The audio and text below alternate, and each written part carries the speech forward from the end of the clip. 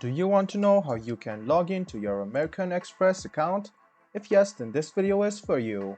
Hello and welcome to One Two Step. It's your host back again with yet another interesting tutorial video.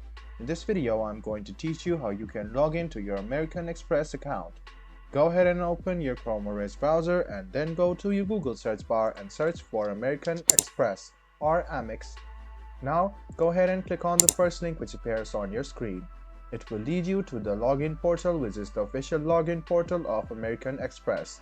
What you need to do now is write down your user ID, your password, and click login. You can also choose the account type over here. Now, if you want your browser to remember you the next time you log in, click on this link. If you have forgotten your user ID or password, this is the link for you because you can recover your user ID or password by clicking on this link quite easily.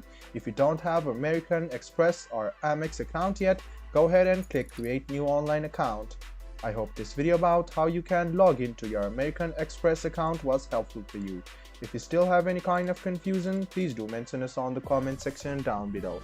Like the video, subscribe to the channel, and do hit the bell button for more. Hope to see you in the next video as well. Until then, goodbye, take care, and make sure you enjoy.